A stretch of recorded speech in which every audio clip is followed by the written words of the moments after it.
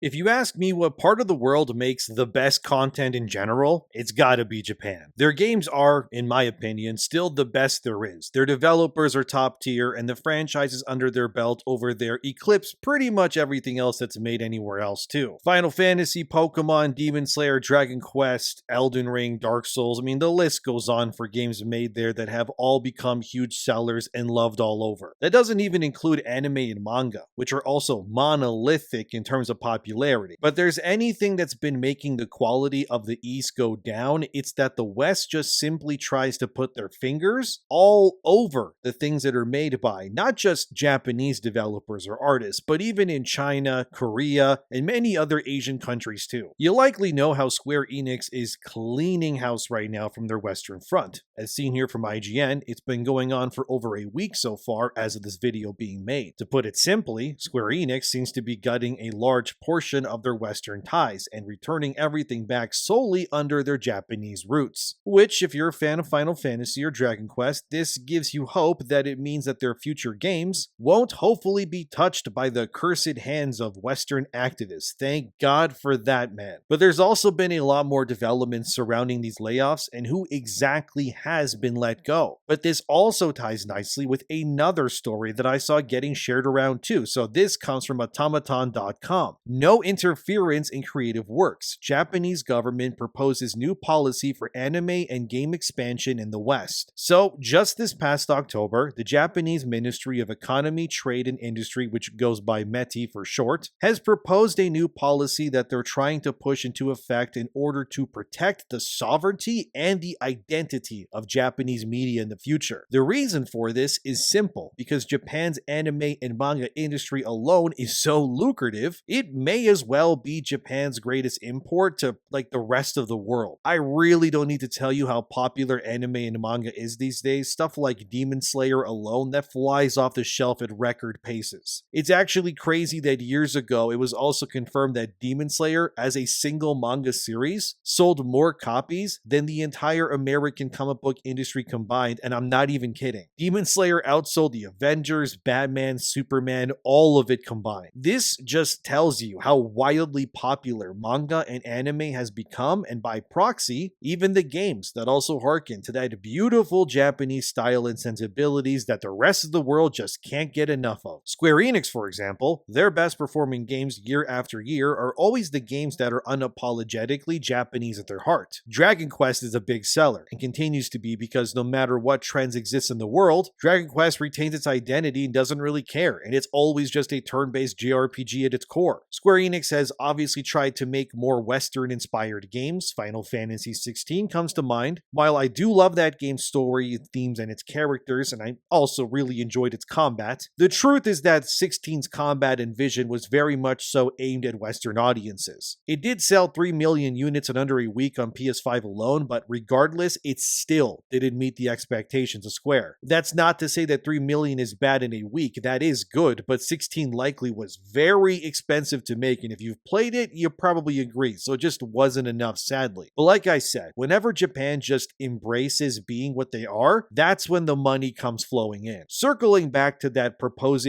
pro-Japan identity initiative being pushed by multiple corporations within Japan right now, the idea is that Japan's own analysts and investors are theorizing that the overseas market of their Japanese content, that's anime, manga, video games, everything, will reach somewhere around 20 trillion yen by 2033. If you exchange that number into American dollars, you get this absurd number on screen here, as you can see, which is around 129 billion or something like that. It's a lot of money. But anyways, Japan believes that they'll be able to make combined through their manga and anime works, not to mention video games too, because obviously, if an anime does well, that can really easily translate into a game now for a lot more extra money too. And also, if you want more content, please subscribe, like the video and all that, thank you. But regardless, we can all agree that's a lot of money to be made that's on the table. And again, all of that is generated by openly ignoring and rejecting westernized belief systems, because the West, let's be honest, they have been destroying all their goodwill for years. And Japan's own business federation has also pushed their country to now implement these new laws sooner rather than later, because they want to ensure that Japan's identity is not ruined by the influences of outside nations. So the 5 key principles inspired hired by this group for Japan are as follows. These Japanese groups want large-scale, long-term support, no interference of any kind from the outside world, which is pretty base if you ask me, and they want priority given to creators who take risks in order to push Japan's future in a positive light. Specifically, of these 5 key principles you're seeing, it's that third one about no interference from the outside world. That is what's practically galvanizing the entirety of Japan to now see this proposal made into law. The reason given is, of course, the payment processor controversy. If you forgot, remember that places like MasterCard and Visa, they have attempted to push censorship across many different platforms that they claim that don't fit their like morality, if you will. This then led to thousands of games and art just being banned from sites and even platforms like Steam, because these payment processors believe that they should be the judges on everyone's purchasing rights, which is really stupid if you ask me. So, with this proposal by Japan's Business Federation, now their Ministry of Economy, Trade, and so on, the hope here is to actualize this plan and effectively turn Japan into a Japan First nation that doesn't sacrifice its roots or future in the name of other cultures or activism. Which, if you ask me, yeah, that's a good thing. Every nation should be doing that. When you allow too many from other nations into a sovereign state, you clearly risk losing the identity and belief systems that made that culture what it is in the first place. And I shudder at the idea of Japan being filled to the brim with people from all over the world, because all that would end up doing is just ruining Japan's identity, because you let in some people with pink or blue hair or whatever else who think that there's infinity genders or their religion's better than theirs or something. Really, the only reason why the third principle of no interference from the outside world is being hailed so openly is pretty simple. Because if that principle becomes law, it also in theory would then protect Japanese creators from censorship and allow them to truly express their free will through the content that they make. And let's be real, without that freedom of expression, you would never have had Final Fantasy, Dragon Ball, Naruto, or Demon Slayer existing in the first place. So this is very obviously, we can all agree, a very good thing to push. The hope is that the government of Japan will protect their creators from outside influences, so Japan remains Japan. But as someone who isn't Japanese myself, I see no problem with any of this whatsoever. This is quite literally, guys, the biggest hypothetical W that Japan could have as a nation in a really long time. I could only hope that other nations do the same. But looking at Europe right now, it's probably not going to happen anytime soon. But a big push is by METI. Again, that's the Japanese Ministry of Economy, Trade, and Industry, where they reference this massive group within Japan who wants to push this belief into reality. They state here, as for the reasons behind the new policy proposal, METI cites meager results in its previous efforts to expand the overseas market size for domestically produced content. While some of the measures did show results, METI suggests that they were still at a low level compared to other countries like South Korea. The ministry commented they weren't able to expand the stock of tangible, intangible assets and raise labor productivity and wages to a satisfactory level, and are hoping that the new policy helps Japanese produced content conquer the world. So what METI is stating openly from their data that they claim to have, which I can't verify because they didn't publicly share it obviously, but they are saying that their efforts to expand Japanese-made content in Western countries with Western help and,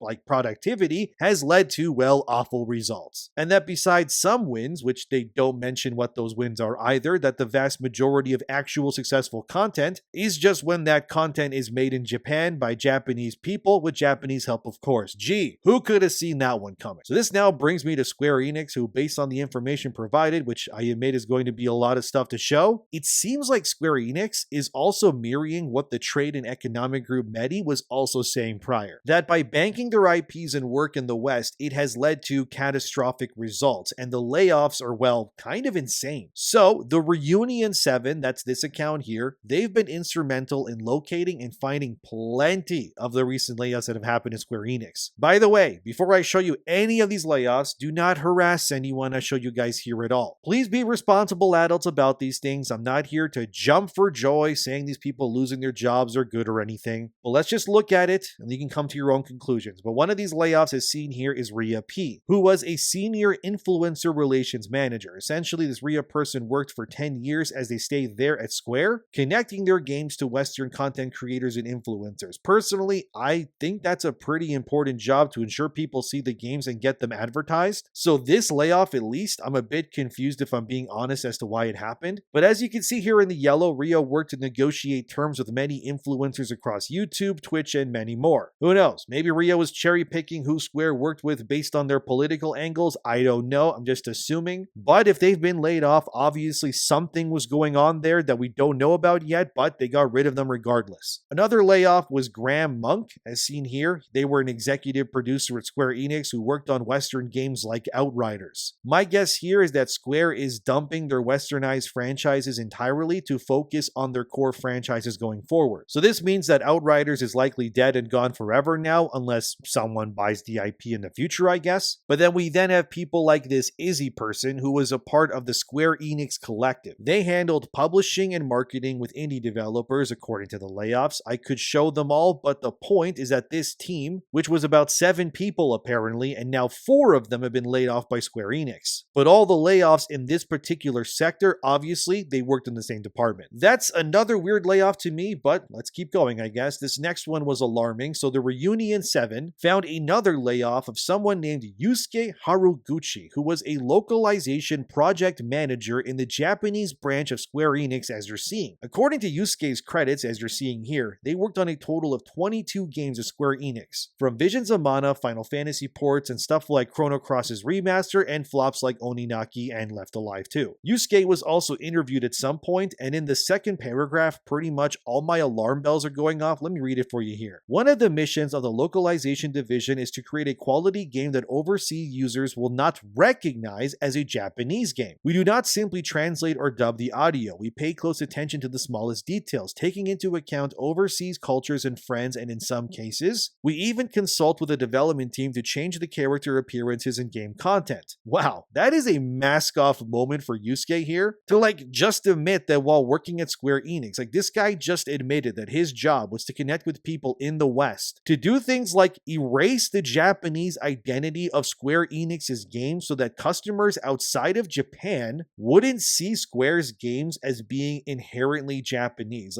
I can't believe this was actually something this guy said, but that's real. This is likely a very big reason why people like this got laid off in the first place, because how can you sit there and somehow think that it's a good thing to erase your employer's work's identity because your Western co-workers, I guess, inherently hate the Japanese culture that is infused within this? But they're Square Enix, they're gonna be Japanese anyways. It's so dumb. How does this make any sense money-wise? The entire reason Square Enix was successful in the first place was because they were Japanese focused, not whatever they're trying to do now. But it gets even worse, because Yusuke then goes even more mask off, where he admits even more nonsense so openly. So let me read this for you. He said, they, as in his people, work closely with translators in the localization division, as well as producers, directors, and section leaders on the development side. For larger projects, the staff can number more than 100 people during intensive development periods. As the number of languages supported on the localization side increases, dozens of translators may be involved. One major difference between them and the development team's project manager is that they must communicate extensively in English, and always view the game from the perspective of overseas users and markets. When releasing an international version, simply translating the domestic version of it can lead to various problems. The localization project manager works with translators to identify potential issues, coordinate corrections with the development team, and manage the entire international version project. So communicate extensively in English, and always view the game from the perspective of overseas users and markets, and not Japanese users and players and developers. Yikes, dude.